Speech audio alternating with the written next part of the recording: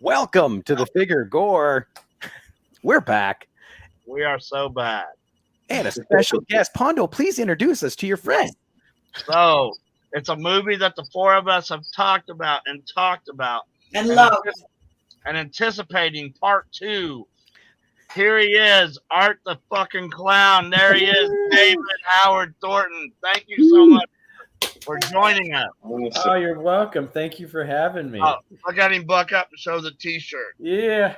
I can't show too much because it shows some boobies. That's okay. Like, well, they don't have nipples on them, though. So, Oh, you know. yeah. Because okay, but we already got axed one time because Robert quit showing boobs. Yeah. Well, we've already got people chiming in here. Crusher Cola. It's the boobs. Yeah. Lewis says hello. Lewis. Here's from Pondo other cast to show much love. Oh, yeah. Yeah, Pondo's popular on the podcast. So is Rob. He gets around. He's like the community bicycle. It's right. Yeah. Everybody can ride. He's got it. So Dave, we have some questions for you, but Cool. before that, I just want to tell you, man, for a movie that didn't have a theater release, correct? No, we did not. We to showed it at some DVD. festivals, but yeah, basically straight to DVD. This movie has grabbed so many people by the balls, and people I don't have any balls. and the tit, But it's still and people love this movie, Terrifier. I am one of them. So I have watched this movie. I can't tell you how many times in a row. Every time somebody new comes over, me and you took a picture together at Scarefest in Lexington. Yeah. And when they say, because I have girls over here and they're like, my God, that guy's so creepy. I'll show them that picture. And I'll be like, that's not the same guy. And I'm like, oh, yeah, that's the same guy. So That's just a lot of makeup. That's how well you did. And you Thank are you. Art the Clown. We're fucking impressed that you're here. I'm going to jump in real quick with one of the things that I was showing them earlier. Because one person that just said hello, his name's Steve McGinnis. Yeah. He said, hey, guys, this is how far this movie has gone because Steve actually does the official Terrifier comic book. Yeah. Making us all look bad, Steve. That's quite sad. 4 pages, and I love this one. Oh, yeah. It's It's great. awesome. That is cool. Yeah, I first came across Steve because he put some fan art up of art with the Scooby-Doo gang, and I am such like a huge cartoon freak and stuff like that. And I contacted us like, dude, I love this. Can I? Oh, exactly. I was like, can I please bring this with me to conventions? I would love to sign this. And he's like, yeah, sure. And that's how he got to talk to all of us, and that's how we got him into being our illustrator for our graphic novels. So Steve is an amazing guy. He's fantastic. I tell people all the time about him. We need to get him down here to the States doing the conventions as well, because I think he would do a killing at the vendor booths with his artwork. So not sure how much time you got, but Jamie, do you want to start off with your question? Oh, wait. Sure. Then I've got one question. Let me fire off with this because this has been baffling me. This Okay. happens to me all the time. Go ahead. IMDb, okay? Uh-huh. And your first 3 credits are voice acting. Yes. And then you're Art the Clown with not a single word. Yeah. How did that happen? It's irony. That's the thing. It's just like I was doing voiceover work before I did Terrifier. That was always my thing. It's like I do over 200 voices. That's the irony of this. Yeah, I did all this voiceover work for children's shows too, which is even funnier. It's like they would call me in and like, David, we need someone to do a bunch of animals for us. Kind of like how Frank Walker does all these animals and stuff like that for all these animated shows. I was doing the same thing. So like, we need a cow and a goat for this episode. I just come in, man, then they pay me. Did you ever hang a stuffed teddy bear upside down and cut it in half or anything? Not yet. Not yet. yet. No, just humans. Future goals. Yeah. Real quick, Christopher said chin and the nose go a long way. Oh yeah. Pam's there. Hey everyone, David, you're my favorite creepy clown. Oh. Hi, Pam. Tom said, hey guys. There's And Tom. Hey, Steve's back. My God, would love to do a show in the States. Yes. Making dreams come true. Right? Yes. All right, Jamie, the floor is Okay. yours. I wanted to know what the audition process was like. Like, how did this opportunity come to you?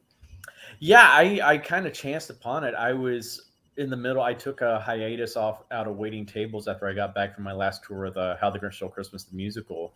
And I decided I just want to focus on auditioning. And I was really focusing on trying to get into another Broadway tour or a show on Broadway. And I had been up for 4 or 5 different tours in final callbacks, and every single one of them fell through for some reason or another. Like one of them literally came down to a coin toss. And I was getting so discouraged. And then all of a sudden I was like, just because I would check the dailies and stuff like that. And I saw on Actors Access, they were looking for a tall, skinny guy with clowning or physical comedy experience to play Art in this movie called Terrifier that they were making, a low budget independent horror film. And I knew the character from All Hallows Eve. I'm like, oh my God, it's the same character. This is awesome. Yeah. I think I'd be perfect for this. And so I contacted my reps and they submitted me because I'm like, this is because I'd never done film work before. And I'm like, this would be a great way for me to just get my foot in the door and just do some like on the job learning. I didn't expect it to go anywhere. I was just like, yeah, this could be good for a reel or something like that. Get some experience behind the camera and stuff like that. And so I went in there for the audition, and I thought I had messed up going straight into it because I didn't have a script, and everybody else had scripts in the room. And I'm like, oh God, no. And they call me in the room and I'm like, I'm so sorry, I don't have a script. They're like, oh, don't worry about it. Art doesn't talk. I'm like, cool. So what do I do then? And they're like, just come up with a scene where you're happy about decapitating a guy and go. And I was like, okay. And I just improvised a scene where I like just cartoonishly snuck up behind my victim, knocked him out, sawed off his head, picked it up, tasted the blood, didn't like the taste of the blood, so I took a salt shaker out and seasoned it, then tasted it again and like gave it a thumbs up, kind of bathed in the blood and skipped out my merry way. And once Damon and our producer had regained their composure, they are like, can you come in for a makeup test? Which never happens. That never happens, especially for lead roles in movies. There's usually a whole slew of auditions you have to go through.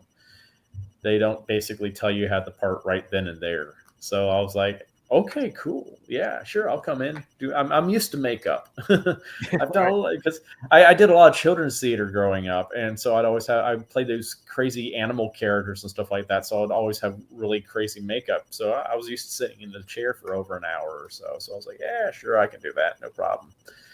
And that's what got me the role. It's like if any of those like Broadway tours had worked out, I wouldn't have either been able to audition for Terrifier, and I wouldn't have been able to film it. So everything worked out the right way. It was pure serendipity.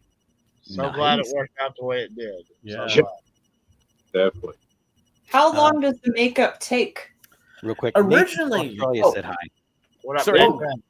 Yes. Hello. Good day, all. Yeah, the makeup originally took about 3 to 4 hours to do. It's a totally different process we originally had. They had to glue a bald cap to me and stuff like that. We don't do that anymore. In part 2, we just decided to screw the bald cap, and they also Damien would start to pre-paint the mask instead now, because that would also take time because we had to let all the white dry and all that. And so we've gotten it down to about an hour and a half now, which is a lot better. It's a whole lot better. And we recently switched to doing a foam latex mask. We even during most of Terrifier 2, we used a gelatin mask that would fall apart so easily because it's, any moisture gets on it, it starts to dissolve, and so my mouth would just get destroyed very easily. And I mean, you probably even seen some like behind the scenes photos where I have Q-tips sticking out of my nose because I'd shove those up there to stop my nose from running all the time because we're filming in a lot of really cold locations, and so it's like anything to keep the mouth from falling apart. So it's the foam latex doesn't do that, so it's so much better. So much better. This new one is what? Art goes to the North Pole? Yeah, no. We were filming in the winter here in New York and parts of Philly and New Jersey and upstate New York. We filmed all over. Like, God, it's like the place we filmed in Philly was in this place called Fright Factory, and it is, we were doing that in January. So it had no heat in there, and so it was very, very cold. I know I had it bad, but my co-star Lauren Lavera especially had it bad because she was wearing, for this part of the film, she's wearing this skimpy little Valkyrie bikini, basically, and it's like, oh God, and she's covered in blood and all kinds of liquids, and it's just like, when you see her in the film shaking in fear, part of that is just she's freaking cold.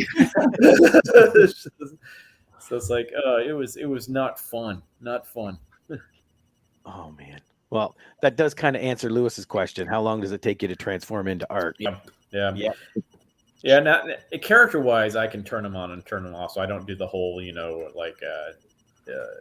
Jared Leto bullshit where I have to stay in character all day and take 45-minute long pee breaks because I refuse to break character. So it's just like, no, it's just like, I think everybody on set is very grateful that I don't do that because I would probably not make it through filming because they would all want to kill me if I was Art the whole entire time. Well, can you just imagine if he stayed in character? You'd be looking around. Where's the PA? Ah, damn it. Yep. It's like, sorry, we go through so many. We just need to put them in red shirts. You're not making it. No. Well, no. Next question, Jen. Okay. There is obviously that infamous kill of the lady hanging upside down, the actress, I should say. So I was wondering how you approach that. Like, you said you just said about not being a method actor. So I'm wondering, like, I know obviously you're not sawing her in half in real life. Yeah. She's got to be hanging upside down for part of it. Like, how do you approach that? Because that's got to be terrifying in her mind. Pardon the pun. Oh God, it was a hard scene to do because I mean we filmed it in different chunks too over months. Oh, okay. So we had to do all Jenna Cannell's stuff first as Tara because she had to leave us to go film the Bye Bye Man. And so we filmed all of her stuff in one location in New Jersey, and then we got kicked out of that location and had to film the rest in other locations in like Staten Island and parts of Long Island. And so that was kicked out for real. Yeah. It's why? I don't want to go into specifics of it because the guy that owned the building was ex-con. So it's just like he could be watching. Yeah. So I'm like, it was in our best interest to get out of there. So it's like, yeah.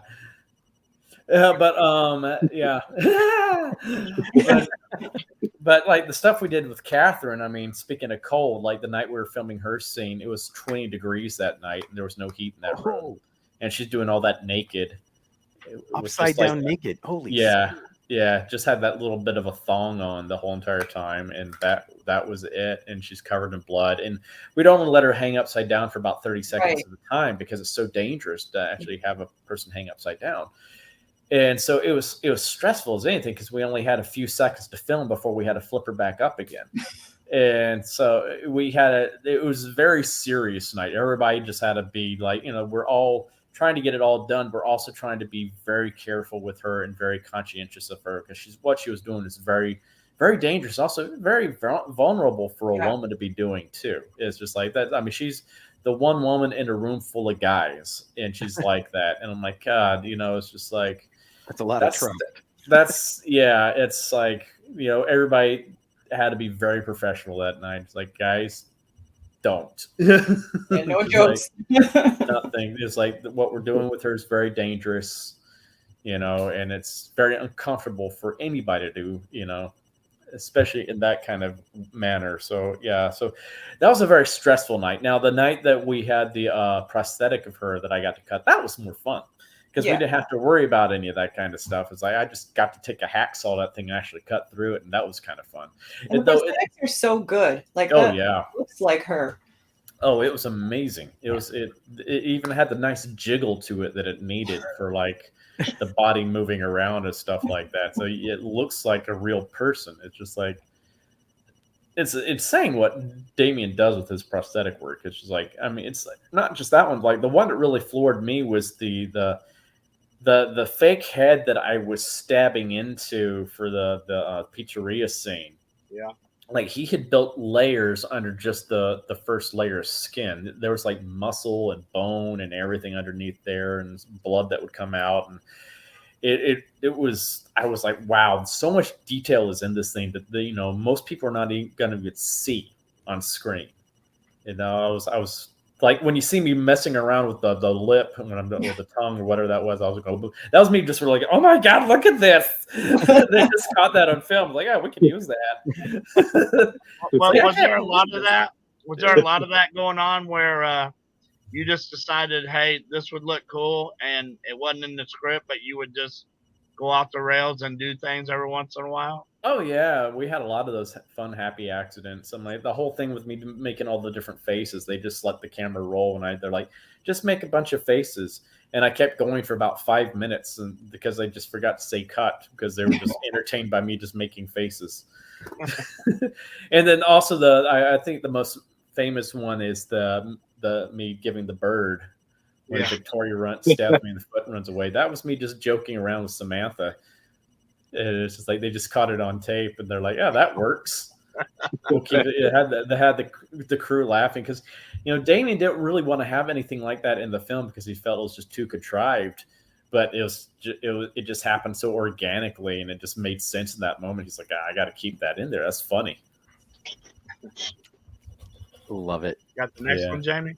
I just wanted to clarify, like when you say Damien, just in case people don't know, that's the writer, director, does the effects. He does everything. Yeah. He does everything. Passion project for him. Yeah, he writes it, directs it, does all the practical effects, does all the editing. He edits too. Oh my god. He edits too. It's like he's a one-man army. I don't know how he keeps his sanity. It's independent film. You have to have a lot of hats. Yeah, and he's never fully satisfied. He's always tweaking things. He's still tweaking things on Terrifier 2, even though it's finished. He's like, I'm going to tweak this a little bit here. This, I'm like, geez, man, you just got to walk away at one point. Are we asking about the sequel? I know Pondo's I don't want to make them wait anymore. I was going to let you ask yours, but you want me to go ahead and ask? Yeah, because I want to know, and I know you want to know. So, Rob, everybody wants to know. Question on all four of our minds, and I'm sure a lot of people. We talked about this, and we talked about this in Louisville. I showed you guys 3 tweets of people saying, "Hey, Terrifier is coming out this week. Terrifier is," and Damien looked at me and he goes, "They're full of shit. I haven't even edited the damn thing." Yeah. So when is Terrifier 2 scheduled to come out? By Halloween. Halloween. By Halloween, guaranteed. It's just like we're so ready to release this beast, and it is a beast of a film. It's over 2 hours long. It's a huge film. Oh, wow. For a slasher, that's absurdly long. That's an epic for a slasher. Yeah, it's almost twice as long as most slashers. So it's just like, yeah, the first one was like an hour and 20 some minutes. I guess. Yeah. It's just there's so much. It's just, and it's because the kill scenes are so big. And this thing is that they, I think we have like a 5-6 minute long kill scene. Oh, really? So, yeah. I was telling you this before we started the podcast, but you, as Art the Clown, did such a good job that you have touched. I say touch people's hearts, but I don't know if that is the correct sentence for it. But, I've touched a few hearts, maybe eaten a few too. So, so I had 3 pictures, but so you already answered one because you said yes when you was part of a Scooby-Doo scene. You said that made you feel great inside. Yeah. So picture number 2. Yes. You're a pop figure. I mean, pop figures are so popular right now, Yeah. and somebody made you a pop figure. I mean, is that not something that Oh, just it's amazing. you in life? I love it. I'm ready for Funko to actually officially make a figure. It's so cool seeing what the fans have come up with too. I think This that's isn't a Funko? no, that's not an actual Funko Oh, figure. okay. Fan made That's that. a fan made figure, and it looks probably better than anything Funko could make. I agree 100%. It's like that's amazing. It's Oh, such I a- wanted Too much one. detail in the face for Funko. yeah. Yeah. And this third picture, this has to be so impressive that you did such a good job in this movie. Somebody has you, I think that's a thigh or an arm. They have you on their body for the rest of their life. But Yeah. man, what a great tattoo artist, great picture. That has to do something to you. Like, oh my God, I've done such a great job that people. Yeah, it's amazing. It's like that.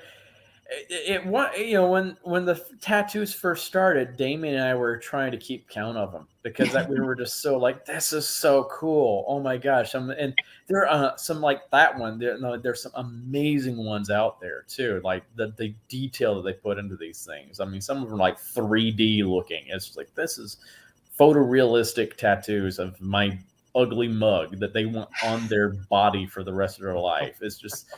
And we lost count a few years ago because there are just so many of them. I mean, it's like almost a daily occurrence now where someone's like, "Hey, I got a tattoo of art." I'm like, "Oh my God, it's insane! It's absolutely insane!" It's just that, and we recently had the Trick or Treat Studio action figure released. Oh. And also, Really? Twisted has released a small figure, and we got some more figures coming out. So, like, I'm a big geek myself. I grew up especially with action figures, and that was actually one of my dreams for the longest time was to actually have an action figure of a character I've played. I figured that's when you've made it when you have your own action figure. Oh yeah. And Oh yeah. so to actually get one, and the one that Trick or Treat Studios has made is so good. It's like the amount of detail that's in that figure. It astounds me that they made it without having me come in to do any scans. Because it looks just like me. It's like that. Whoever sculpted that bad boy was. Mwah. Well, Nathan has some advice for us for Funko. It says, "Don't say that. They're listening and won't make it if you say they can't make things that good." Oh well, I think they can. I think that's a challenge. Nathan also commented on the release date. You said Terrifier 2 is coming out this Halloween. So he said, when do we get it in Australia? 2035? Probably. I have no control over the international markets. I have no idea how all that works. So, but it's coming. Like right now, we're literally in negotiations. We shopped around at Cannes recently. Nice. And so we've had some hits from people that we're in negotiations with right now. So we're about to hopefully be making some announcements soon about all that fun stuff. Awesome. Internet Eric says, I've seen quite a few interviews with David. The man is always so entertaining. Glad to see him here tonight. Oh, thanks, man. And then Luke got a great question. Did you get to keep any of the prosthetics or death props? And if so, what's your favorite?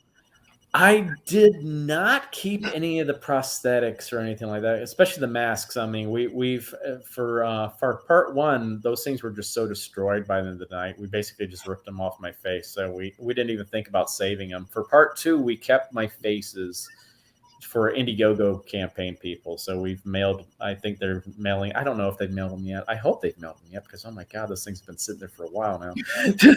Ew. Since you brought up the Indigo, before I pass it over to Robert, I just want everybody to know that they set up an Indigo for part two, and they was only going for $50,000, and the total David came up to over $200,000.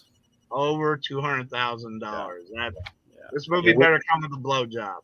Yeah, I'd settle for that too. Well, obviously, that's why you have like a 10-minute kill scene now, is because you can afford to do a 10-minute kill scene. Oh, I thought you were gonna say a 10-minute blowjob. That's 9.5 minutes more than I need. Oh no! One last question, then I'll give it over to Robert. So, the first one was pretty bloody. How about part 2? Is it like? Oh my totally god! out?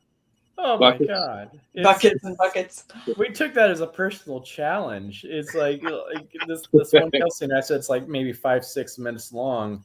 Oh my god! It's ridiculous. I'm like, it's one of those things where the pandemic kind of benefited us in a way, because we had just filmed the very beginning of that scene, and the pandemic stopped us, and so we had all that time to actually make prosthetics. And Damien's like, well, I got all this time, might as well flesh this out even more. So he went back to the drawing board and just re-upped the scene, and actually another scene in the film too, the very first kill scene. Both those scenes he just embellished more, and we came back, filmed them. And so like this big kill scene was originally supposed to just take us 2 days to film. It ended up taking us about a week. Oh, Because there's so many practical elements in this scene, and we wanted to take our time with it and do it right. And we've shown it to some people in the horror community just because Damien wanted to get people's reactions to see, okay, does this work?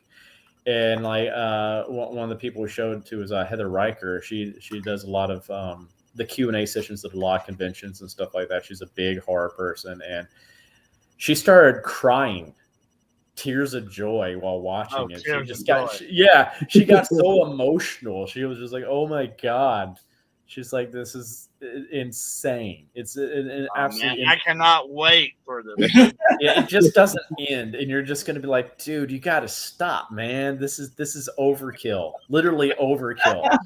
It's like it just keeps going, and there's something that Damien built in the scene. I don't want to spoil it for anybody, but he made this one prosthetic that I had seen it before he dressed it up, and already it looked amazing. But I walk in the room when it's all covered with all the stuff, and he's got it hooked up every way it's supposed to move and stuff like that. And I just freaked out. I was like, oh my god. It's just like that. The moment this thing's utilized in the film, I think people are going to flip their minds too, because they're going to think it's CG or something like that. I'm like, no, that's prosthetic. It's just like, well, I know the pandemic did slow you down, because I've got this cool picture of David waiting for the pandemic to end. Yes. That's me still waiting for the movie to come out, damn it. Sorry, I saw this one. I had to put that Oh, up. I love that. I love that photo too, because I like the little hat. I will say at this point in the film, when you see this part, this is where everything really starts to kick into overdrive. Yeah. And it does not stop from there on out. And there's still a good chunk of the film left. That's all I'm going to say. So cool. So cool. Nice. Yeah. So Let me see here. How many of those costumes did you go through? We had 2 or 3 costumes that I wore, and I maybe a few more because we had some for Indiegogo backers, so we had to actually wear them 1 or 2 days on set. But I had 2 main costumes I wore, and we'll just interchange them out. So we could keep one clean if we needed to, because the blood and stuff like that. Yeah. And sometimes we'd keep the same one on for multiple days just so the blood continuity for the blood splatters was the same. So it's like that's the biggest pain in the butt, is the blood splatter continuity, is because we don't film everything in order. So we sometimes have to guess. We're like, okay, we guess we're going to have all this blood on me at this area at this point of the film.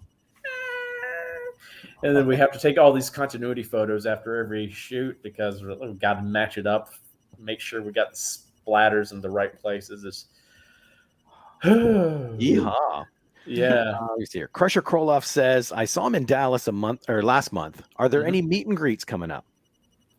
Yeah, I'm doing a lot of conventions. I'm going to be in Sacramento next week, actually, doing a Sinister Creature Con, and I'm doing so many. I gotta look at my schedule again. I got so many coming up later on this fall. But I'm even going to England, going to Manchester, England for the Love of Horror, and that's going to be insane because I hear that my photo ops, I've already sold over 240 some odd photo ops, which is like, huh? And I was like, this is, I did not realize our fan base was that large in the UK. And I'm like, this is amazing. Is that in makeup or without makeup? In makeup. Yeah. So that's going to be a long day. Don't get it wet. Don't get it wet. Yeah. I'm going to be wearing the foam latex, so I should be fine. But that's going to be fun. I'm like, I hope to do more overseas too. I'm like, it's been fun going up to Canada, but I mean, I know we have fans all over the world now. That's crazy. I would love to get down to Australia. Yeah, definitely. I would love to get down to Australia. That would be fun. I don't know who this is because they didn't log in properly, but it says right when I jump in and you're talking about BJ's. Perfect timing. Yeah. This show. Yeah. Eric said the 10-minute blowjob comes after the 10-minute kill scene. Or maybe during, if you watch the director's cut. And of course, Nathan says, I'm married. I don't know what you're talking about. Well, you don't want to see the glory hole scene then. Oh, here's a good one. With so many kill scenes. Guillotine. Oh, no. I can feel that just talking about it. With so many kill scenes, is there any, if you listen closely, you can hear? Never mind. Damn it, Lewis. That's an inside joke. The fucking David joke. Gotcha. Do you have a couple questions, Robert? Oh no, the two that I had, I got right at the beginning. I was going to introduce Steve McGinnis with his art and ask about, voice acting, and then suddenly no voice. I thought that was hilarious. I love it. And I'm always doing my voices on set too. So it's like literally right before we start rolling, I'm like doing like Stewie Griffin or Herbert the Pervert or Bugs Bunny or something like that, and they're like rolling, and I'm like, hey guys. I think they just say rolling sometimes just to get me to shut up. They're not really rolling. David, we so appreciate that you coming on the Figure Gore with us and hanging out, man. Like, you're welcome. We know your time's valuable, but you chose to spend 31 minutes with us, and we appreciate you so much. Well, thank you. And I appreciate maybe you and Robert can get something worked out, and we will see you down the road. Hopefully so. One Robert has to talk to other Robert. Right. This Robert can definitely do that. Yeah. Absolutely. Well, again, thank you for myself and Pondo and everybody. I want to tell y'all one more thing. Sure. We haven't officially announced it yet, but I just finished you hear it here on the Figure Gore podcast. Yeah, I just finished filming another horror film, a Christmas-related horror film. Those are the best. I can't say what franchise it's based off of, but it's a very popular Christmas franchise that I actually have a connection with in my past acting job. So I guess that's enough of it. I can't say, but the Grinch earlier. Yeah, we'll see.